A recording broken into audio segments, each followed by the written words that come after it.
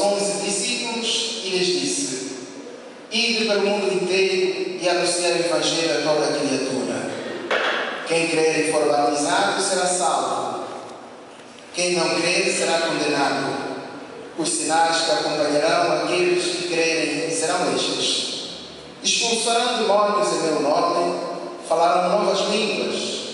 Se pegarem serpentes ou beberem algum veneno mortal, não lhes fará mal algum. Quando impuserem as mãos sobre os doentes, eles ficarão curados. Depois de falar com os discípulos, o Senhor Jesus foi elevado ao céu e sentou-se à direita de Deus. Os discípulos então saíram e pregaram por toda a parte. O Senhor os ajudava, confirmava a sua palavra por meio dos sinais que a acompanhavam. Palavra da salvação.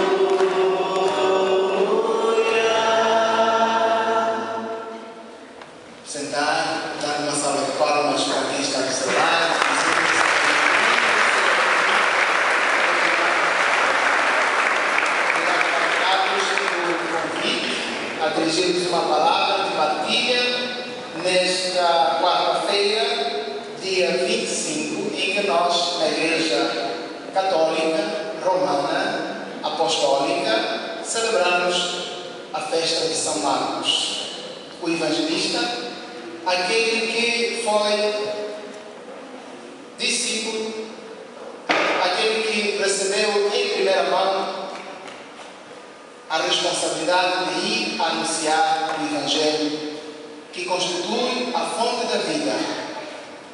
Este Evangelho que nos reúne aqui, pois quando estamos reunidos, estamos unidos, Jesus nos fala da sua própria vida.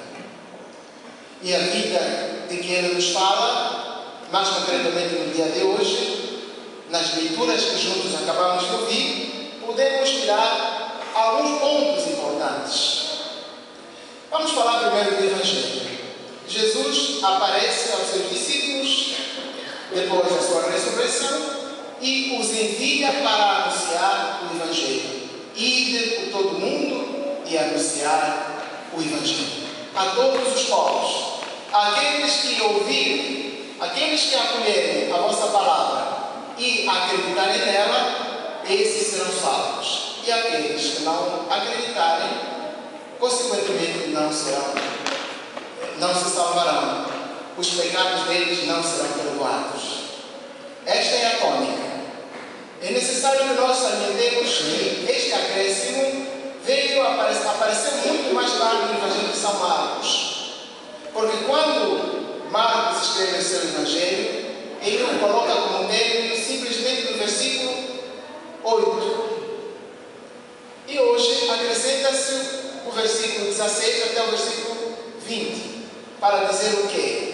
Que se estava a viver uma situação naquele tempo, talvez no primeiro século, depois do Evangelho ter sido já escrito, nos anos 60, 70, por ali, quando Marcos escreve o seu Evangelho, um século depois, ou anos depois, vê-se a necessidade de ir anunciar o Evangelho.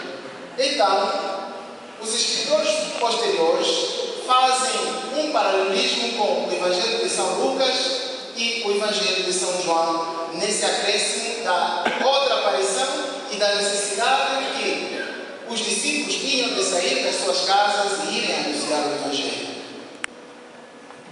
Quem são os anunciadores do Evangelho hoje?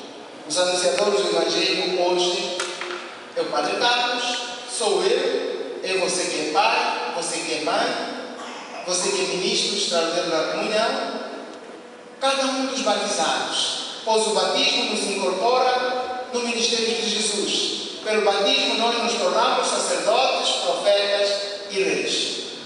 Então é necessário que nós saiamos do nosso comodismo, da nossa própria pessoa, do nosso próprio eu e partamos ao encontro dos nossos irmãos e irmãs. E quais são as características ou as virtudes de que o anunciador do Evangelho deve ser revestido? São Pedro vem ao nosso encontro dizer: olha, humildade. Suportai-vos com humildade uns aos outros. Vivei na paz. Compreendei-vos. Sede simples. Sede honestos. Sede verdadeiros. Porém, fiquemos simplesmente nas duas palavras importantes: a humildade e a simplicidade.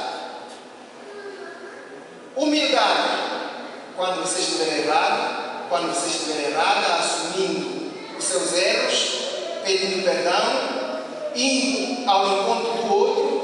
Quando você estiver errado, ter a capacidade de ir ao encontro do outro e dizer: olha, eu errei, desculpe, por favor. Muitas vezes nas nossas casas há brigas porque ninguém quer dar o braço a torcer, ninguém quer se humilhar, ninguém quer partir ao encontro do outro para dizer: olha, eu estou aqui, vim para te pedir perdão. Então, todas as vezes que você estiver com esse propósito de ir ao encontro do outro, em princípio é necessário que você se revista da humildade para que você seja bem acolhido, seja bem acolhida. E é necessário que, diante de uma falta cometida, num erro, num fracasso, você seja humilde em reconhecer que de fato você errou. É necessário que você, diante do seu pecado, você clame a Deus e Pedro tranquilamente nos diz: humilhar-nos diante da mão de Deus. Esse Deus que é todo poderoso, esse Deus que compreende as nossas falhas, os nossos erros, esse Deus que não nos censura, não nos mata por causa dos nossos pecados, mas Ele nos mata por falta da sensibilidade.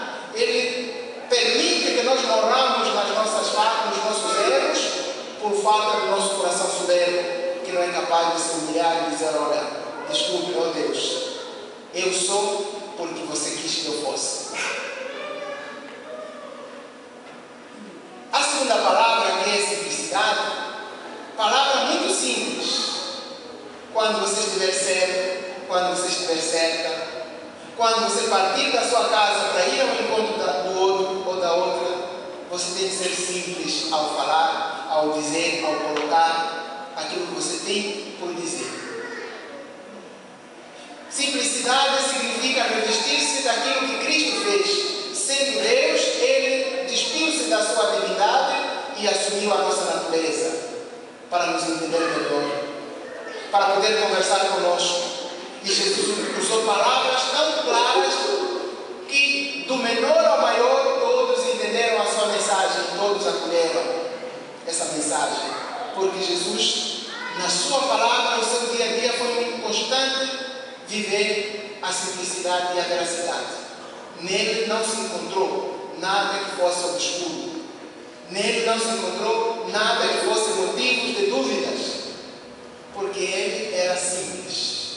Você pai, você mãe, eu como padre, muitas vezes nós deturpamos a mensagem por causa de usar palavras complicadas, conceitos difíceis de entender.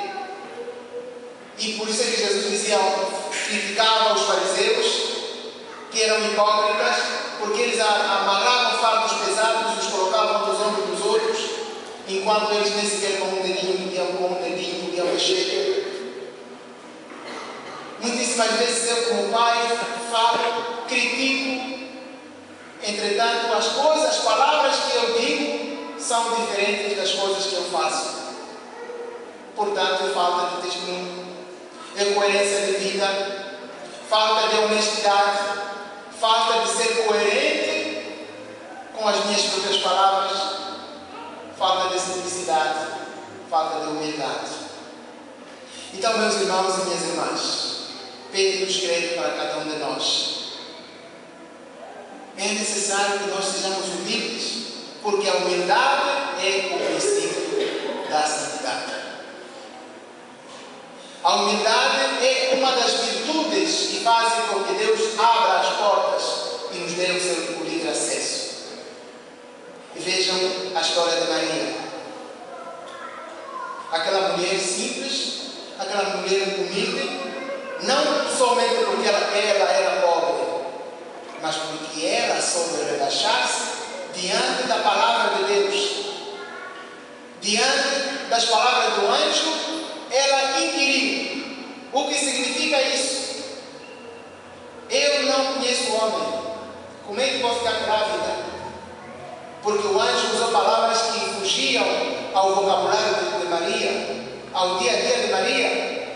Então Maria pediu que o anjo traduzisse em moedinhas. Fosse mais claro, haja mais luz. E o anjo logo começou a falar na linguagem que Maria pudesse entender. E logo que Maria entendeu a mensagem do anjo, Maria se humilha e diz: eis a serva do Senhor, e faça-se em mim segundo a tua palavra. E desde o momento em que Maria expressa essas palavras, o céu baixa e a terra sobe, porque Deus se faz homem no seio de Maria. Deus se identifica conosco. Deus assume a nossa personalidade e personalidade e faz com que, doravante, a porta do céu se abra para que nós possamos, pecadores que éramos, para que nós pudéssemos entrar e chamar a Deus Abba, ó Pai. Foi por obra da simplicidade do anjo ao comunicar a mensagem de Deus a ela, e foi por obra de humildade de Maria ao assumir a sua condição de serva, para que Deus pudesse fazer maravilhas no seu próprio ser. E então, de hoje em diante, todas as gerações me hão de chamar de bendita, porque o Todo-Poderoso fez em mim maravilhas. Santo é o seu nome. Palmas para Maria.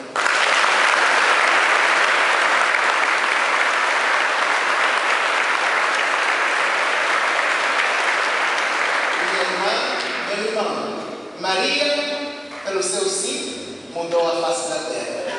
Maria, você, pelo seu sim, pode mudar a situação da sua família, da sua casa, da sua vida. Basta que você diga: Deus, estou aqui para fazer a tua santa vontade. Amém?